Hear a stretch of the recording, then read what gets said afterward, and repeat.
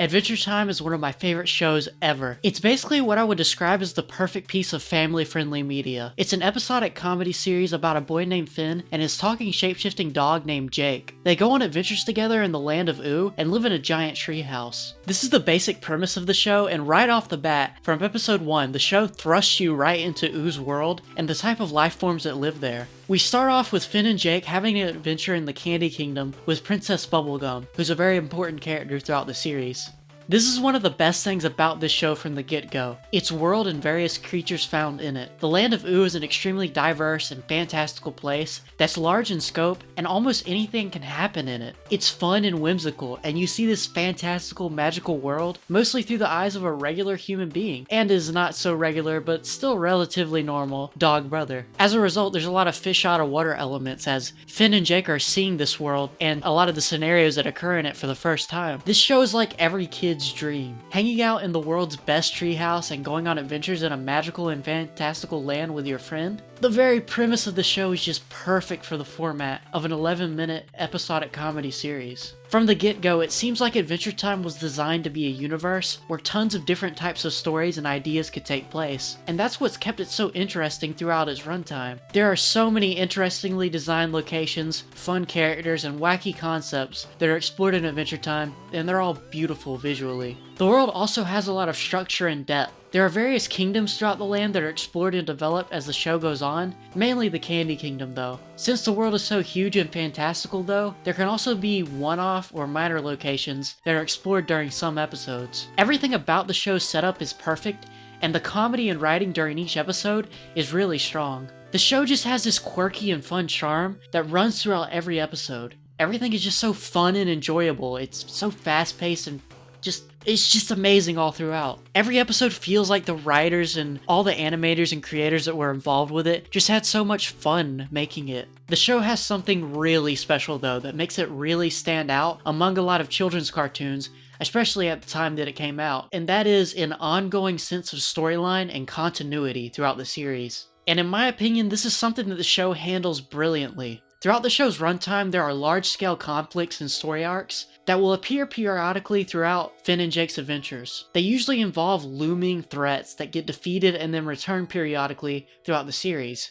such as the Lich, who wants to bring cosmic death to everything. Or the storylines go deep into characters' backstories and relationships with each other. The show never gets bogged down with these story arcs though. Each episode for the most part works as its own standalone story, but is enhanced further if you've seen all the episodes that lead up to it, usually. For example, the episode Simon and Marcy is an episode that focuses on a character named Marceline the Vampire Queen telling Finn, Jake, and the Ice King about her and the Ice King's past relationship before the land of Ooo was fully established as we see it in the show normally. This episode still works if it's your first episode of Adventure Time, as it tells a simple and beautiful and heartwarming story. But this episode is way more effective if you've seen the episodes that lead up to it.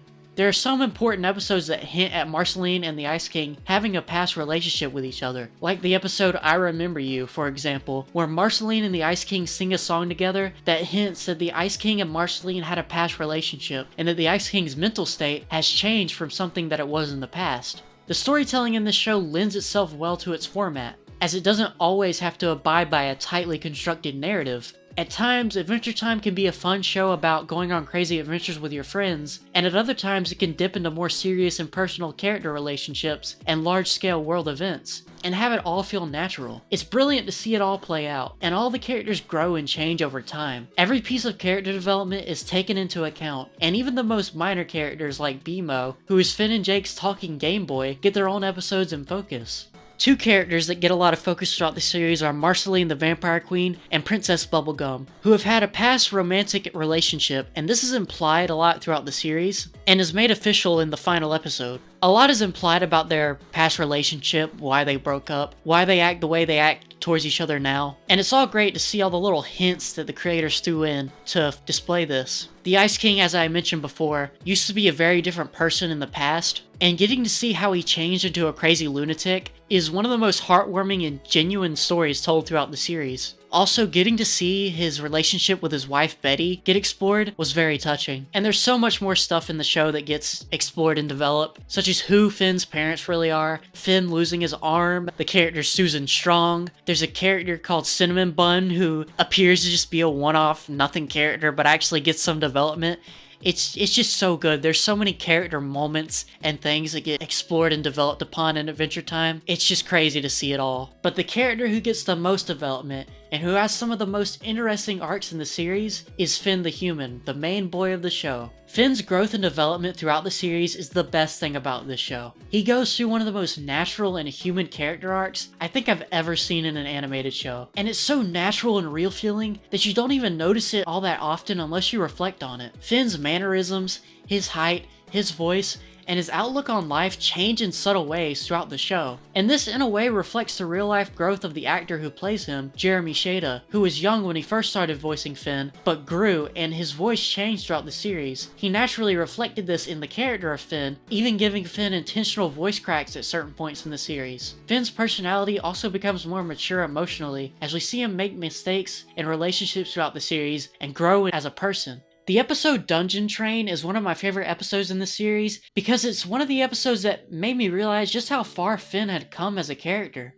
When we first saw this kid, he was shorter, had a squeakier voice, had a more carefree and wacky demeanor about him, but in this episode we see him in a deep, contemplative, and depressed state after having been dumped by his girlfriend, Flame Princess. It's just so amazing to see this show delve into the mistakes a boy can make during his first relationship, and how emotional immaturity on both sides of the relationship can ultimately lead to it falling apart. Finn and Flame Princess's relationship had a bunch of puppy love elements and childlike idealization of the other partner, like a ton of other relationships in real life, particularly young ones, have. This show doesn't drown you too much in Finn's sorrow though after he got dumped. It's genuine in its portrayal of how these things work, and doesn't just use the female dumping the male character as an excuse for feeling sorry for the male like so many other pieces of media do. This show delves into Finn's flaws as a character, as well as the Flame Princess's flaws and the circumstances surrounding their relationship that strained it. Some of these things being Flame Princess's body being made of flames and it hurting Finn whenever he tried to touch her, Finn's reckless nature as he tries to be a carefree adventurer, Flame Princess being put under pressure to act a certain way because she's a princess of a kingdom,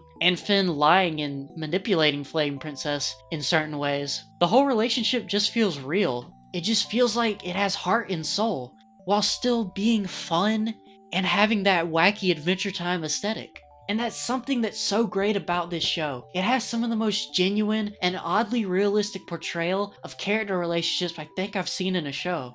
It might be surprising to hear that, considering this is a show about a screaming kid with a sword and a transforming orange potato looking dog. But actually, it shouldn't be surprising at all, because more children's cartoons should and have been following the footsteps of Adventure Time since it became a big hit. Adventure Time's influence is hard to deny. It pretty much set the standard for what a cartoon on Cartoon Network should be like in the 2010s. I think it being a kids show is important too, because shows aimed primarily for children, when done correctly, can be amazing. A lot of creators use children's shows as a license to get their imagination to run wild. That's why you see so many interesting and fun concepts in Adventure Time. It just feels like the creators took all their childlike fantasies and just explored them brilliantly. The show is so fantastical and so whimsical and just such a joy. And there's no dancing around the point in Adventure Time. It just feels extremely honest and pure in the way it explores its themes, which makes it almost feel more mature than a lot of adult AM shows in a way. And it's been a huge stepping stone in showing people in the West that animation should be taken more seriously.